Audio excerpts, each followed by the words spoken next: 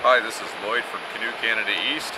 It's March, it's about -5 and it's really windy. Here we are at Hopewell Rocks in Sheppey Bay.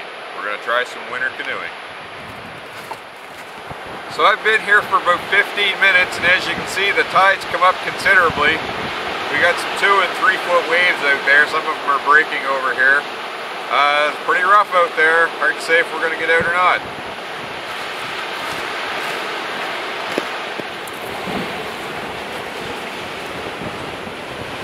So now we're at full high tide. It's about 41.6 feet. The tide this morning was 43. It's too windy to be out there today. We might be able to paddle in this, but there's no way we'd be doing any filming. So one of the most important parts about any canoe trip is knowing when to say no. And today's one of those days. So we'll come back and try it again another day.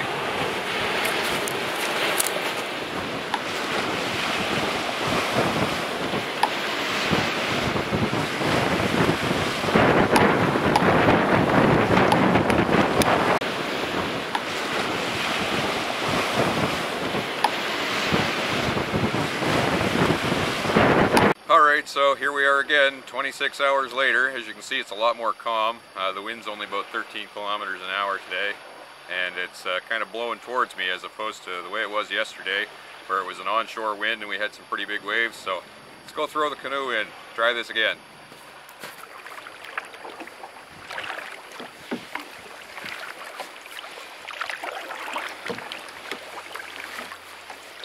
So here we are, winter canoeing at the Hopewell Rocks.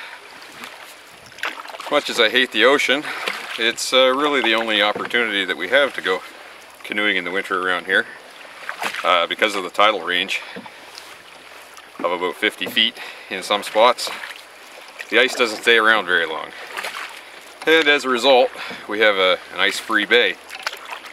There's a few hazards that come to mind with this bay, the first one being the cold water temperature. But really it's not that much more dangerous in the winter than it is in the summer. Right now the water temperature's about 2 degrees Celsius. In the summertime it would probably only be about 4. Another danger that comes to mind is Sheppey Bay here is filled with dogfish, which is a type of shark, and they get to be about 10 feet long.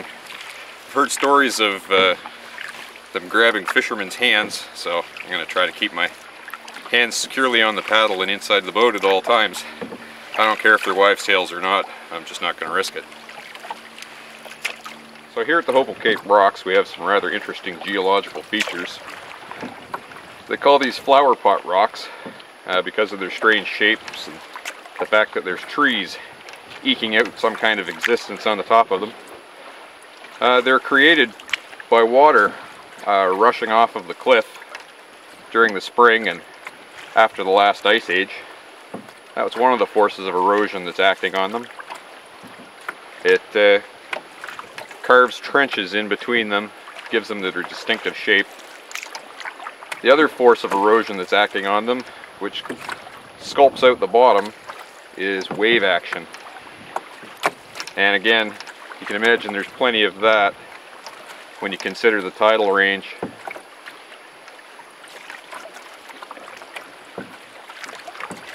As well as these flower pot rocks, there's an abundance of sea caves here, most of which will be filled with ice this time of year.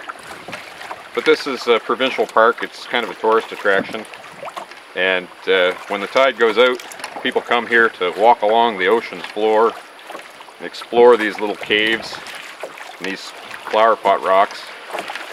They even go sea kayaking here. Sheppey Bay is more the domain of sea kayakers. I don't want you to get the idea that this is ideal canoe country, but the conditions are right, precautions are met, and you have enough experience, there's no reason that you couldn't enjoy a paddle here.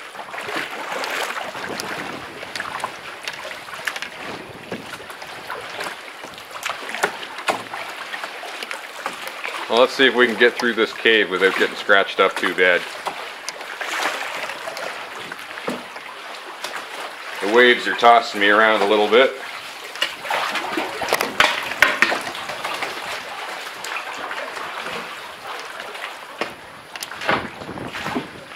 Well, there we go. We didn't scratch the canoe too bad.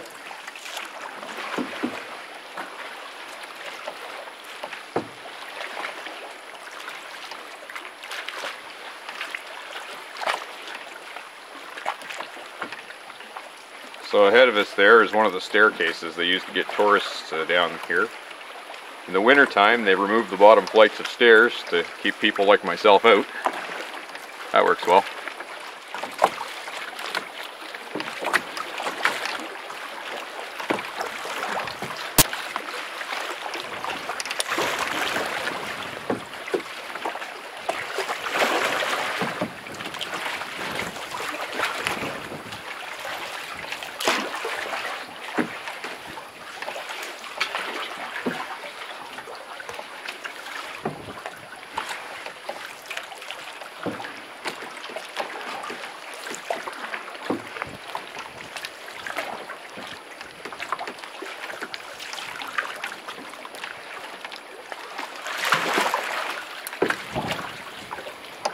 As you can see, this is pretty big water.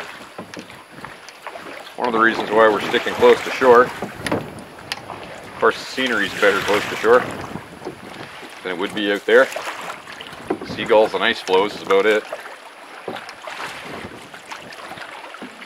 So if you're going on a paddling trip out here in the Bay of Fundy, whether that's with a canoe or a sea kayak, one of the major problems that you'll have is the extreme tidal range could leave you having to portage about 1 kilometer or more across mud flats. The mud will typically be up to your knees or your waist.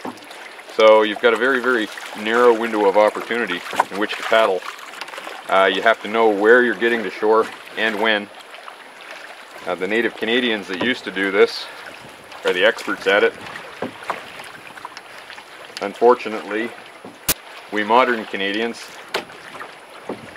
aren't that in tune with our natural environment. As a result, this is more the domain of very experienced sea kayakers. The sea kayakers would call the Bay of Fundy Class 5, which is some of the most extreme kayaking you can do.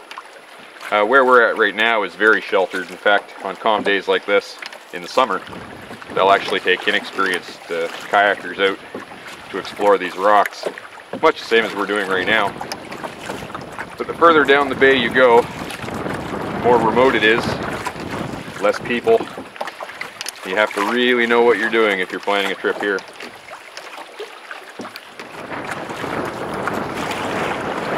Well, these go on for miles, but the wind just shifted and is now at my back, so the tide is also going out. I do not want to be facing wind in the face and a 13-kilometer-an-hour current, so let's get this canoe turned around and start heading back. We've only gone about 1 kilometer. Having said that, it could take me 3 hours to make that kilometer back if conditions turn adverse.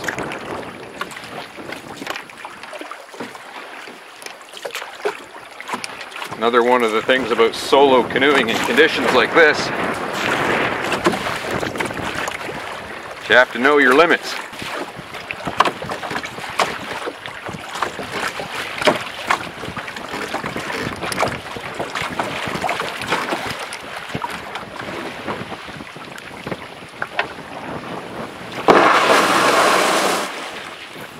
Well, I'm exhausted. That wind is really rough, and then the tide going out at 13 kilometers an hour. It's the icing on the cake. I'm done canoeing for the day. Later. So, thanks for watching Winter Canoeing here on Canoe Canada East. I hope you enjoyed watching it more than I did making it. I don't recommend you try this at home. If your home happens to be the Bay of Fundy, that is. If you live anywhere else where there's extreme changes in tide and wind, I'd use extreme caution. Canoeing there as well. Have a great day.